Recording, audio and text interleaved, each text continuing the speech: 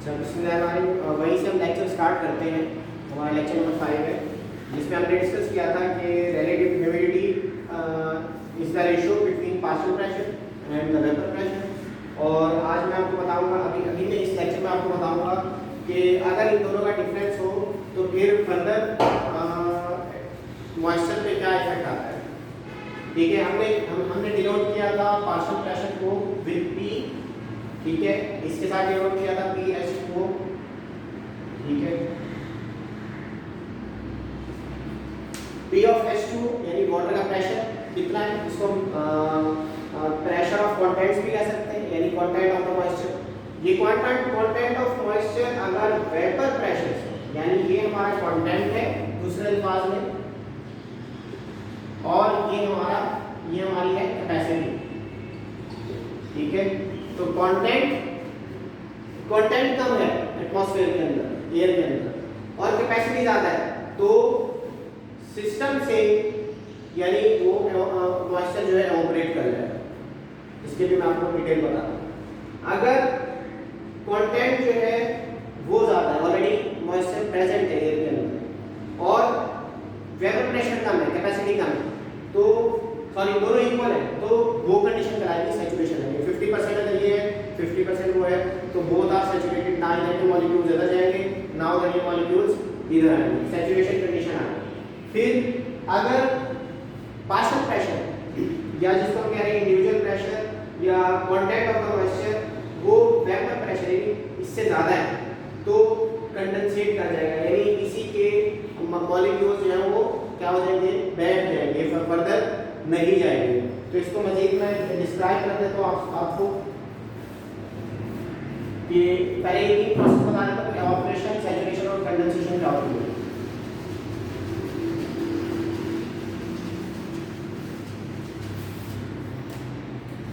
Evaporation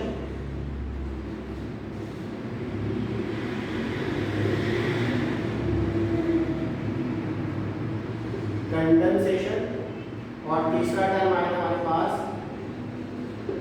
saturation. यहां से lecture start करते हैं। तो evaporation, condensation and saturation. Evaporation क्या होता है? We know that every substance has 3 states. Matter की कितनी स्टेट्स हैं? सब्सटेंस या मैटर हैज 3 स्टेट्स। ठीक है, वो हमारे पास सॉलिड, लिक्विड और गैस के शक्ल में। दिस इज सॉलिड, लिक्विड और गैसेस के। इवेपोरेशन में क्या होता है? इवेपोरेशन में फर्स्ट मैंने एक कंटेनर लिया, ठीक है, इस कंटेनर में आप जब उसको आप हीट करते हैं तो सारे वाटर जो है वो, ये वाटर मॉलिक्यूल्स हैं इसके अंदर। वाटर मॉलिक्यूल्स क्या करते हैं जब हम इसको हीट करते हैं, तो वाटर मॉलिक्यूल्स एटमॉस्फेयर के अंदर, यानी इसकी काइनेटिक एनर्जी बढ़ती। जब आपने थर्मल एनर्जी दी या आपने थर्मल एनर्जी दी इसको सिस्टम को, जब थर्मल एनर्जी दी तो अल्टीमेटली इसकी काइनेटिक एनर्जी बढ़ेगी, जो हमने कल डिस्कस किया था।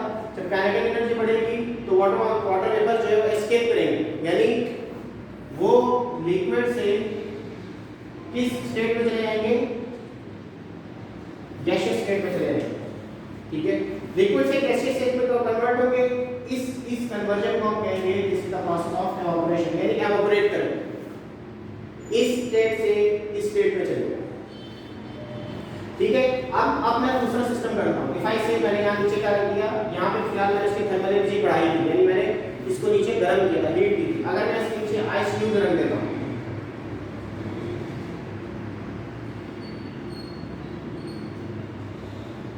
मैंने क्या किया, इसके नीचे आइस क्यूब रख दिए, तो अब जो वाटर यहां पे पानी है वो अल्टीमेटली इसके अंदर स्पेस बढ़ेगी, तो ये क्या करेगा, ये अपनी स्पेस से वाटर मॉलिक्यूल्स को अंदर लेगा।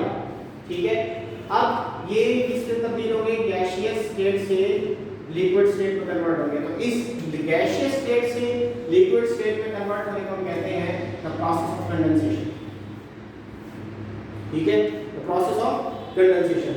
और अगर मैं दोनों चीजें ना रखूं, ठीक है, मैंने दोनों चीजें नहीं रखी, तो एक सिचुएशन आएगी, यानी मैंने कुछ नहीं रखा तो यहाँ के मॉलिक्यूल्स इनसाइड नहीं जा रहे, यहाँ के मॉलिक्यूल्स आउटसाइड नहीं जा यहाँ पे both 50-50%।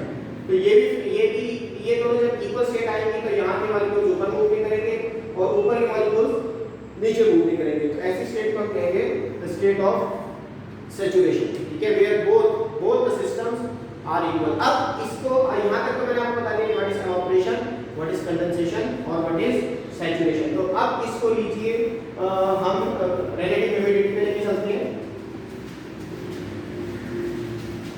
Suppose this is a room, ये कंटेनर है या रूम है, suppose this is a container. इसके अंदर ये हमारा क्या है, ये हमारा है पार्शियल प्रेशर। ठीक है, यानी मॉइस्चर कंटेंट, मॉइस्चर कंटेंट है। और अभी इसके अंदर ये सारी कैपेसिटी मौजूद है जिसको वेपर प्रेशर है।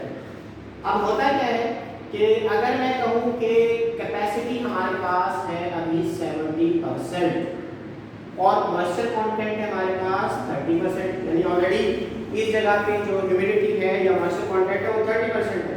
तो अब मॉइस्चर कंटेंट क्या है, लेस देन है कैपेसिटी से, यानी वो जो मैंने आपको पहले समझाया था। तो क्या होगा, अल्टीमेटली इस जगह को फिल करने के लिए इक्विलिब्रियम स्टेट तो आनी है, इक्विलिब्रियम ट्राई करता है, सिस्टम हमेशा इक्विलिब्रियम ट्राई करता है। तो मॉलिक्यूल्स क्या करेंगे, एस्केप करेंगे और इसको फिल करने की, इसको जगह को फिल करेंगे, लेकिन लिक्विड से गैस में जाएंगे तो अगेन प्रोसेस होगा हमारा वही, the process will be designated as evaporation. मुझे मैंने आपको अभी समझाया। ठीक है, तो एक स्टोरी तो ये हो गई। दूसरी ये है कि मॉइस्चर क्या है, इफ आई से कि मॉइस्चर इज 70% नाउ और जो हमारा कैपेसिटी है 30%, यानी मॉइस्चर बहुत ज्यादा है, कैपेसिटी कम है। तो अब सिस्टम को इक्विलिब्रियम में जाने के लिए इफ आई से मॉइस्चर ज्यादा है, कैपेसिटी कम है, तो प्रोसेस क्या होगा, कंडेंसेट करेगा, कंडेंसेशन होगा। क्या मतलब, यहीं के मॉलिक्यूल्स को ठंडा करके वो मजीद अपनी उस मॉइस्चर को, यानी जो मॉलिक्यूल एस्केप कर रहे होंगे वो उसको ठंडा करके सिस्टम को मेंटेन करेगा। That is the process of condensation. और तीसरा ये है कि ये भी 50% है और ये भी 50%। तो मॉलिक्यूल्स की मूवमेंट होगी, ऐसी स्टेट को हम कहेंगे सैचुरेशन स्टेट। तो ये तीन स्टेट्स जो हैं ये हमारी रिलेटिव ह्यूमिडिटी के लिए इंपॉर्टेंट है, कंडेंसेशन, एवापोरेशन और सैचुरेशन।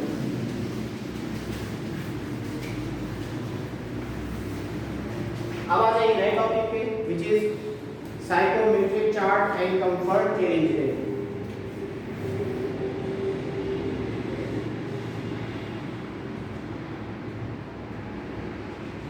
साइको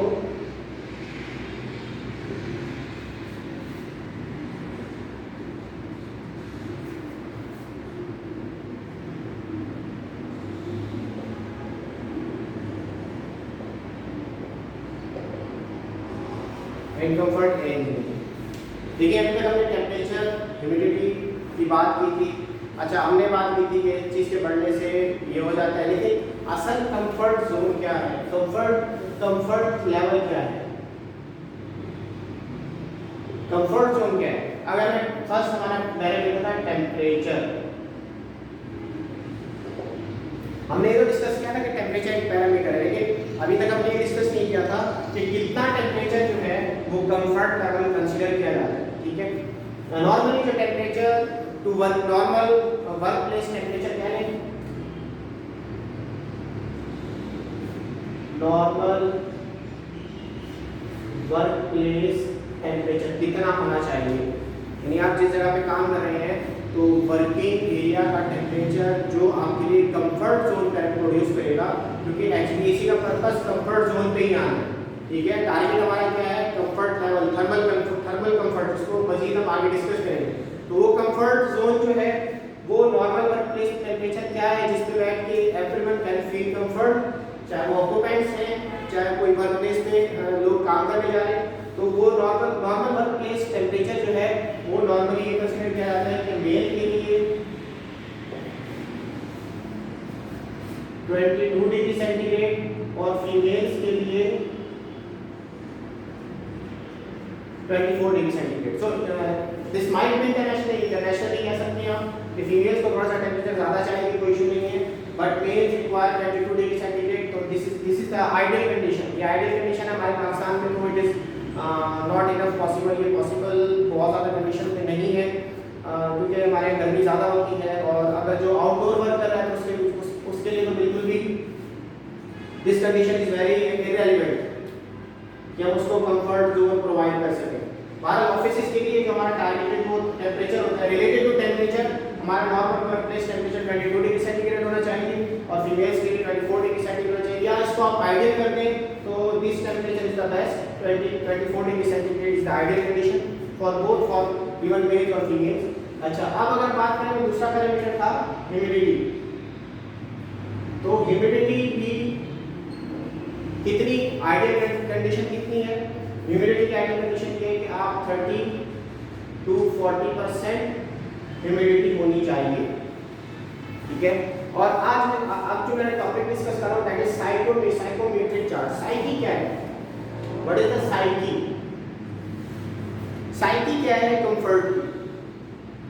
एग्जांपल क्या है कि टेम्परेचर, और अगर मैंने आपको शायद पहले डिस्कस किया था कि if you just decrease the temperature, अगर आपने सिर्फ टेम्परेचर पे काम शुरू कर दिया, सिर्फ टेम्परेचर डिक्रीज कर दिया, you don't even go towards humidity, ठीक है।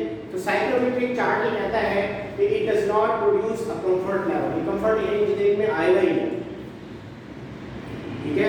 मिसाल के तौर पे हमने टेम्परेचर 24 रखा, टेम्परेचर है 24 degree centigrade, sorry 24 degree centigrade with relative humidity कर दें, या ह्यूमिडिटी कितनी है? 90%, ठीक है। Do you think that it will produce a comfort zone? क्या ये कंफर्ट थर्मल कंफर्ट प्रोड्यूस करेगा? नहीं। आपने टेम्परेचर को रिड्यूस कर दिया लेकिन ह्यूमिडिटी बहुत ज़्यादा, तो ये थर्मल कंफर्ट प्रोड्यूस नहीं करेगा। इसी तरह मैं अगर बात करूँ, एक कंडीशन ऐसी है, एक और कंडीशन है जिसमें आप टेम्परेचर और रिड्यूस कर रहे हैं, 18 डिग्री सेंटीग्रेड कर रहे हैं और ह्यूमिडिटी उतनी है उस जगह की। डू यू थिंक आपके टेम्परेचर रिड्यूस करने से क्या ये कंफर्ट जोन प्रोड्यूस होगा? No, because it can produce, कर सकता है, लेकिन वो जो डिजायर्ड आपको रिजल्ट चाहिए थे वो नहीं मिलेंगे क्योंकि रिलेटिव ह्यूमिडिटी स्टिल बहुत ज़्यादा है, ठीक है।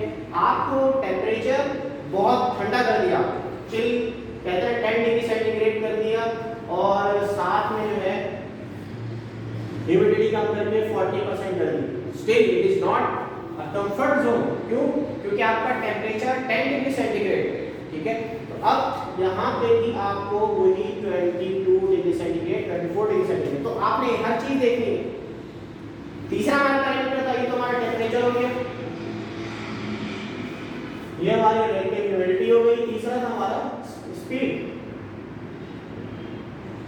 आपने ह्यूमिडिटी टेम्परेचर भी आपको जो चाहिए था वो है, ह्यूमिडिटी भी आप 40% पे ला रहे हैं, लेकिन स्पीड बहुत ज़्यादा कर दी। इतनी स्पीड है कि वो एयर आपको तंग कर रही है, तो ultimately it will not produce a comfort level. तो कंफर्ट लेवल की साइकी क्या है कि ये 3-4 पैरामीटर्स, आपने इन 3 पैरामीटर्स को साथ लेके चलना है। ह्यूमिडिटी कम कर दी, टेम्परेचर बहुत बढ़ा दिया, टेम्परेचर आपने कहाँ कर दिया, इसको फिक्स कर दिया 35, ठीक है। तो it will not produce a comfort level. तो कंफर्ट लेवल में हमने इन सारे पैरामीटर्स को देखना है, क्योंकि साइकोमेट्रिक चार्ट कहता है कि एक फैक्टर भी अगर इसमें से डिस्टर्ब होगा तो it will not produce a comfort level. सिर्फ कूलिंग करने का नाम HVAC नहीं है, आपने ह्यूमिडिटी भी देखनी है, हमने इसके अंदर स्पीड भी देखनी है, स्पीड ऑफ एयर कितनी फेंक रहे हैं हम। अच्छा, फिर दो और डिस्कस किए थे, इसमें वेंटिलेशन क्या है, वेंटिलेशन किस हिसाब से होगी, दूसरा लास्ट जो था उसके अंदर रिमूवल ऑफ कंटेमिनेशन की। तो 5-6 फैक्टर थे जो कि हमारे साइकोमेट्रिक चार्ट के लिए इंपॉर्टेंट, तो इसको आपने देखना है। और यहाँ पे हम टॉपिक को एंड करें।